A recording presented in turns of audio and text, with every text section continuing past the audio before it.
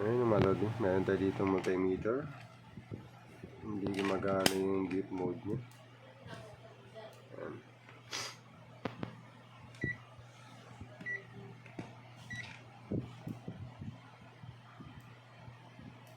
Ano naman niya gumagana. Naglolo ko siya. Tatry natin siyang linisin mga load. Try natin linisin. Mag-okay pa. Design nito mga load pag hindi na natin gagamitin. Hanggat gumagana pa. Ano natin? Try natin buhayin mga load. Bago natin bakasin mga load, kailangan tanggalin natin yung battery. Importante yan. Matanggal muna yung battery para hindi magkaroon ng problema. Ayan. Ito yung battery.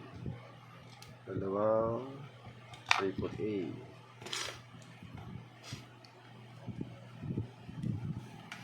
Bali dyan mga load, demand dito 4 na tornilyo. Ngayon natin yan.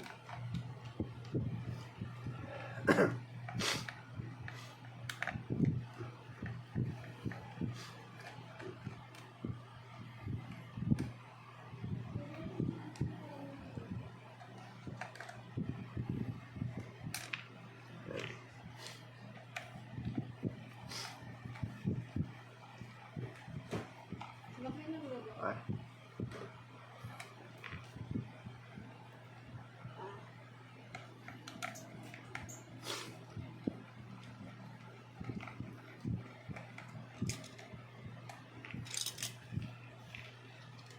Kaya mga load, tanggalin natin yung kanyang 4 na tornilyo. And then ayan dito muna.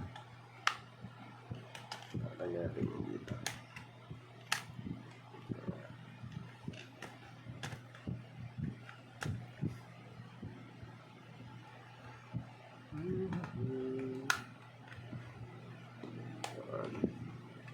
Kailangan may kukuha dito mga load.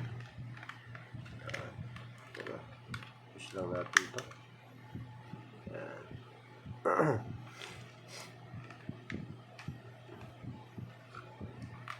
Okay.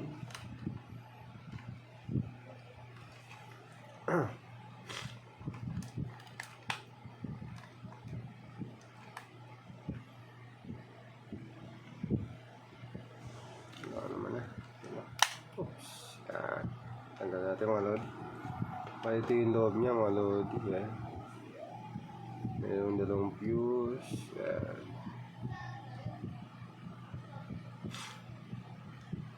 Dito. Bali nililinisin natin mga load dito. Pinaka dito. Sa loob. Mayroon pa pala dito mga load na tornilyo. 4 ulit. Tanggalin natin yan.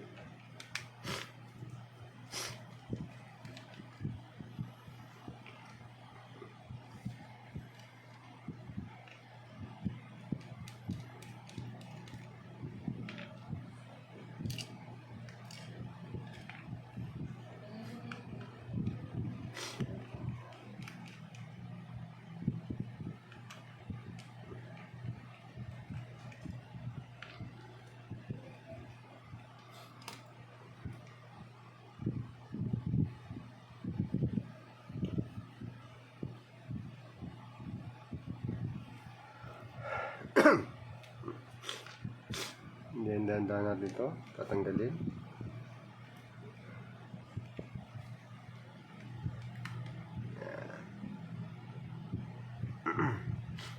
Tsaka ito kalau dito iangat natin yan.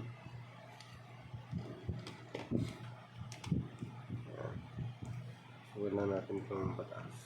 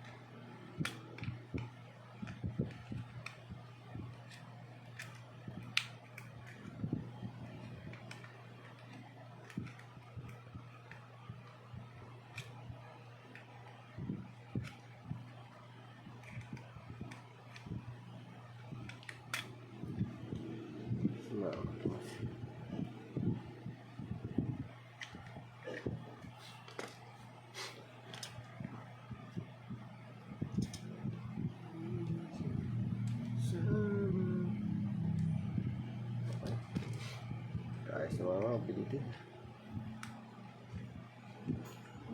Ano sumama ito? Hindi siya sumama mga lodi.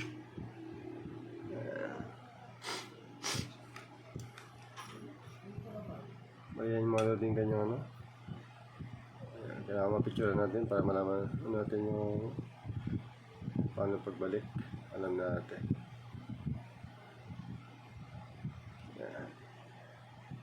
Yan mga lodi, yung technique talaga mga lodi. Bago nyo nabaklasin yung ano, bago nyo tanggalin yung mga nakalagay dito, picturean nyo muna para pag nalito kayo pwede nyo mabalikan.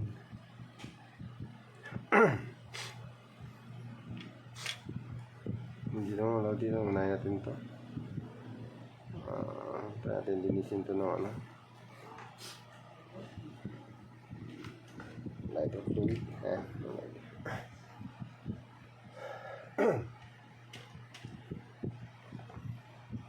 fluid.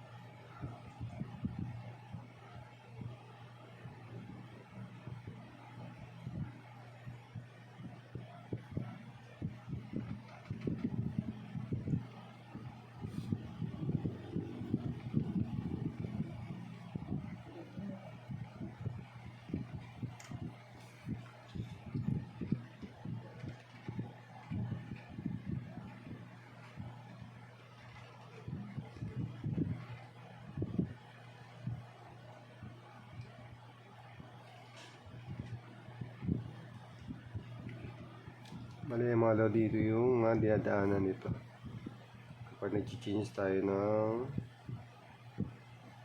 mga voltage, ganun, resistance, mga capacitor test, capacitance test, yung mga kagaya kanina, beep mode na hindi gumagana. Try natin yan. Ayusin. So,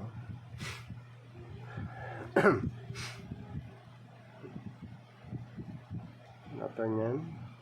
Balik natin dito. Then yung ano naman ang linisin natin. Ito mga lodi.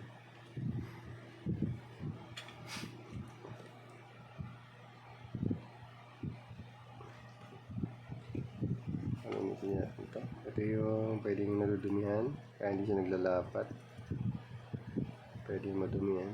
Kailangan natin malinis. Naglalapat mga lodi.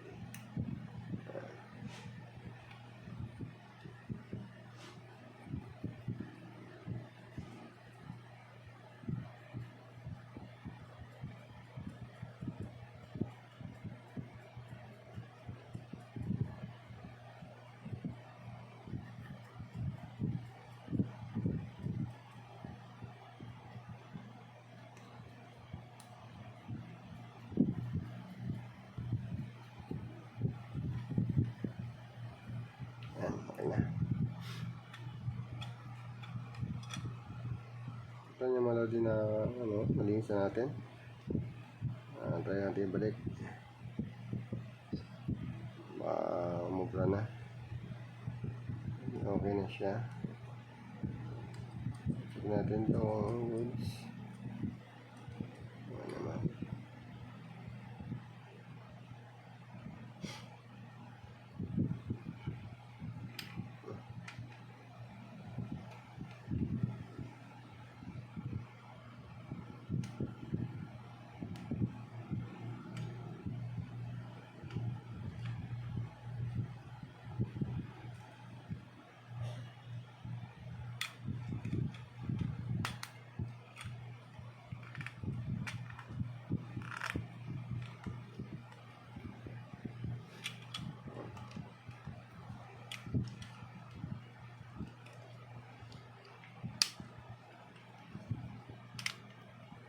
kailangan mag-lock yan mga lodi para eksakto yun sa paglapat mo ano.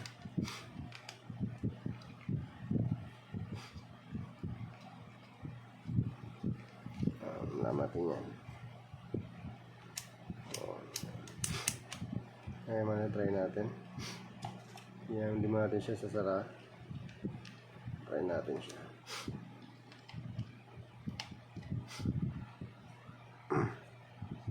Ang nilipat. Yan. Punta siya sa DC. Yan sa millivolts. Dito. Pwede naman siya lipat. Yan. Yun. Yun. Ayan naman. Lumilipat naman siya. Hertz. Ampere. Milliampere. Degree Celsius. Ano.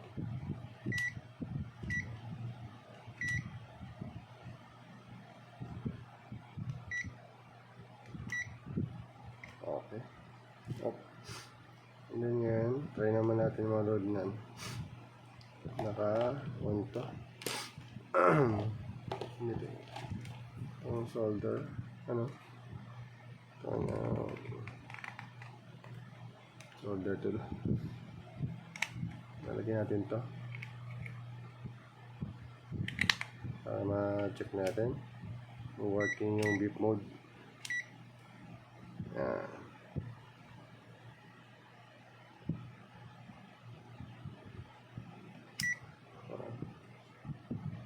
Nag-ano siya, nagloko.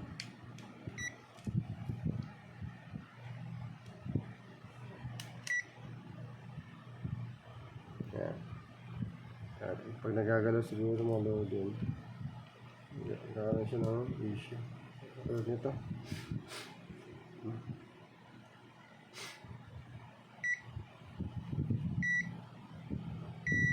Ayos na. Magana na siya.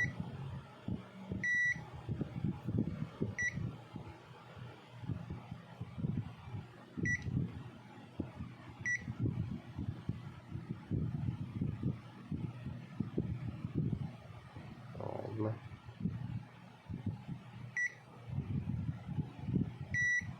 Okay na yung beep mode mga lodi. Ayos na. Kanina hindi natin napapagana. Ngayon okay na. Sabihin, maganda yung pagkagawa natin. Pagkakabit. Maganda yung pagkakalinis natin mga lord.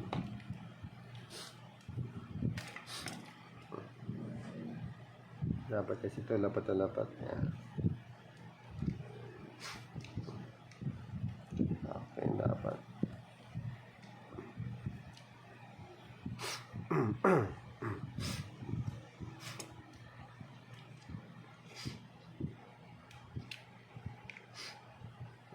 Mali yung kanyang loob mga lodi. Kapag nasira kayo nawala, yan yung loob niya. Para may guide kayo kung ano ba yung nawala doon sa multimeter na ganitong model.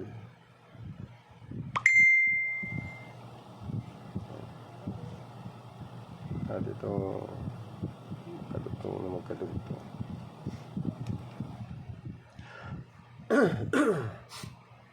Para hindi gumalaw, balik na natin yung tornilyo. So yung magiging ano ito, mahigpit na kapit kasi hindi ubra din yung ganun lang, gagalaw siya. Kailangan nyo ng tornilyo para hindi gumalaw.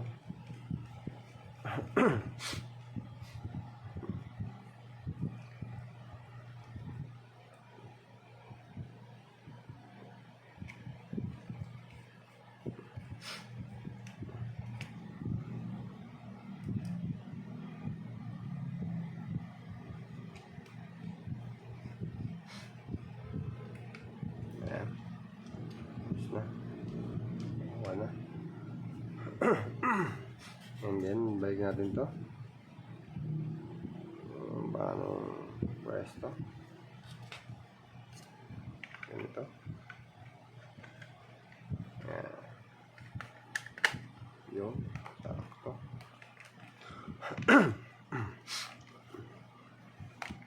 Lagyan natin ito kanyang mga tornilyo.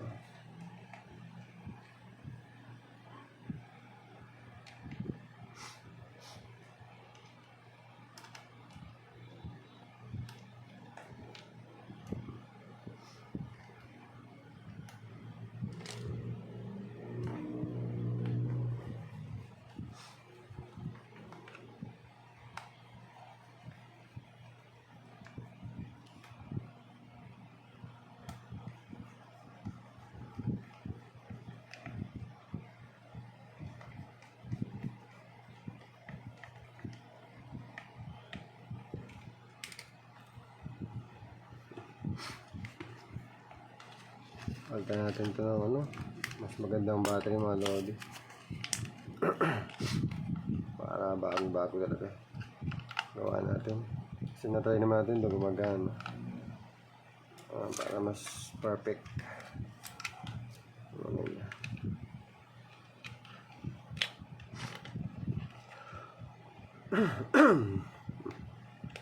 Yung ganyan ang tornilyo.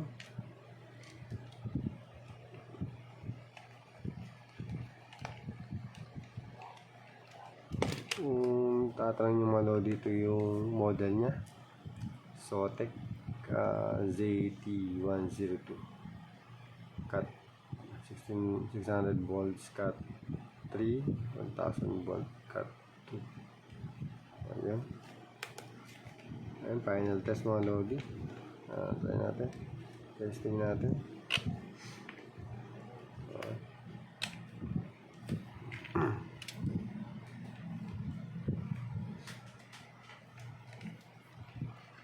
Mali ito kasi ginagamit natin pag lumalabas tayo. Pero yung ginagamit natin dito, yung isa. Mas madali kasi dalhin ito mga lodi, ito mga ganitong kalit. Tingnan natin. Itong volts tayo mga lodi. Positive, plus negative.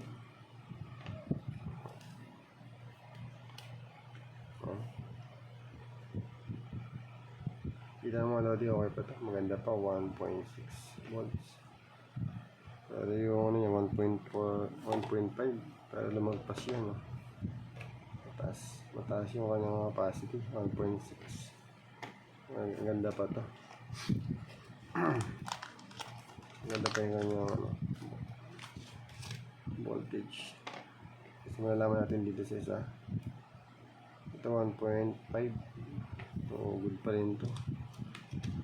Kasi 1.5 lang kasi capacity ng mga ganyan AAA, yung mga AA. Yan, balik tayo sa mini natin. Hindi gumagana yung grip mode. At siya palipat-lipat siya. Ito okay na agad. Bumabalik siya agad sa ano. Pag tinanggal mo, binalik mo, gilid siya. Tapos hindi na siya nagdedre-diretso. Parang nag-continue siya ng pagdalaw. Yan, dito tayo sa big mode. Dito yung final natin. Kung perfect yung gawa natin. Ganda. Ganda yung ating gawa mga lodi. Swak na swak. Pag may ganito kayong multimeter, kapag nagka-problema ng ganun, huwag nyo itapon agad mga lodi. Pwede nyo namang pag-practicean. O pag napanood itong video na to, pwede nyo sundan kung paano. Sa always picture, pag hindi kayo matandaan sa sa mga ginagawa nyo, makakalimutin. Minsan ako, gaya ko din, nakalimutin. Mas always picture pag maraming mga piyesa na nakalagay sa mga babaklasin natin. Wow, that's big. Diba? Ganda. Ito yung diode mode. Capacitor. Wala naman na capacitor. May reading pa rin. Hertz. Ito may reading. Hertz. Ano. Ito yung percent. Hertz. Ampere. Ito may ampere ba ito? Ano ba ito? Ampere. Ano ba ito? Ampere. Hindi natin pwedeng check ng ampere. Battery. Milliampere siguro ito mga load. Kaya natin, baka milliampere. Yun, milliampere. Oh. Oh.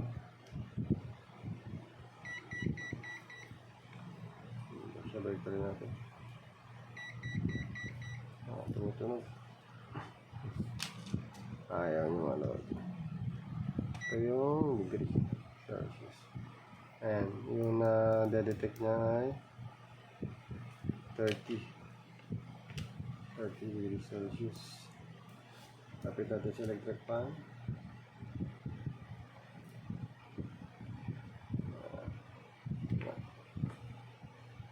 Ganun pa rin, hindi siya magbabago. Balik na ulit. Final. Last testing. Ito kadalasan nga nung ginagamit natin mga load dito, ohms, tsaka yung capacitor, tsaka big mode. Ano? Sablay. Pag pinigil.